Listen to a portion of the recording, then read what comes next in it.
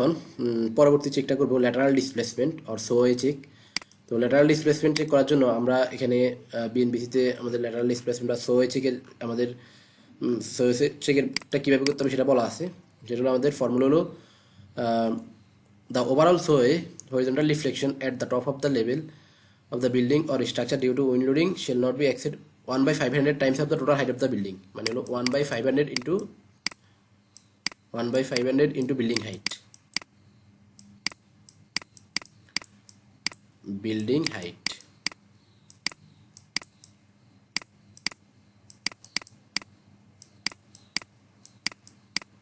ওকে, তাহলে এখন আমরা এখানে বিল্ডিং হাইট কত সেটা আমরা জানি। আমাদের বিল্ডিং হাইট আমরা অথবা ইয়েতে গেলে পেয়ে যাব। এটা হলো আমাদের অ্যালাউবেল লিমিট। এরপর আমরা ইট্যাপস থেকে দেখবো আমাদের কত আসে।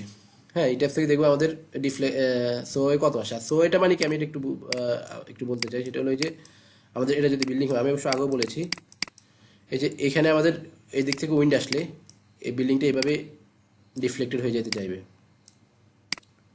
হ্যাঁ, তাহলে এই যে এখানে এই ভ্যালুটা কতটুকু ডিফ্লেকশন অ্যালাউ করবে সেটা হলো 1/500।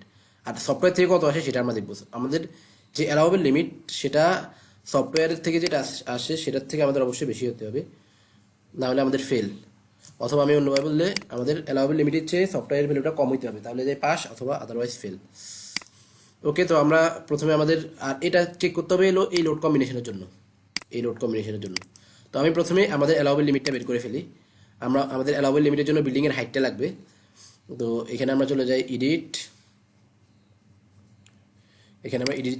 স্টুডিয়ান গ্রিড সিস্টেম। এখানে আমরা যা বলো মডিফাইতে গেলে আমাদের 82.33 এখানে এটা হলো অ্যাবোভ গ্রাউন্ড লেভেল।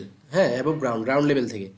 তাহলে গ্রাউন্ড লেভেল থেকে যদি আমরা হিসাব করি, গ্রাউন্ড লেভেল থেকে আমাদের 6 ফিট বাদ যাবে এখান থেকে 83 থেকে।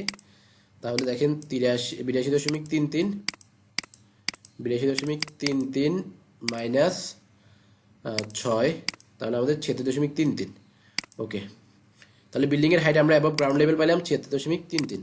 এবার আমরা অ্যালাউবেল লিমিটটা বের করি। তাহলে 1/500 ইন্টু 76.33 ইন্টু 12। আমরা ইঞ্চিতে নেওয়ার জন্য, কারণ আমাদের ভ্যালুটা আসবে ইঞ্চিতে। তাহলে আমাদের অ্যালাউবেল লিমিট হলো 1.83 ইঞ্চি। হ্যাঁ, আমরা এতটুকু সোয়ে অ্যালাউ করবো, এতটুকু মানে ল্যাটারাল ডিসপ্লেসমেন্ট অ্যালাউ করবো।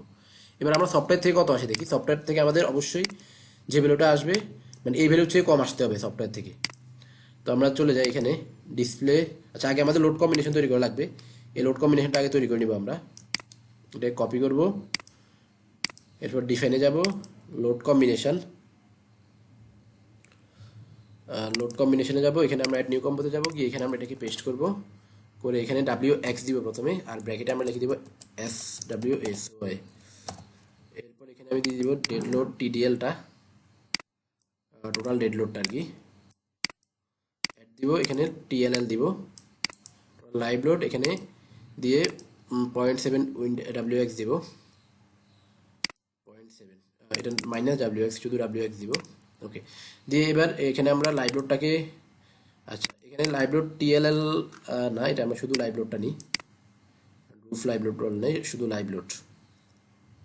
ওকে, এটাকে আমরা করে দিব হলো 0.5,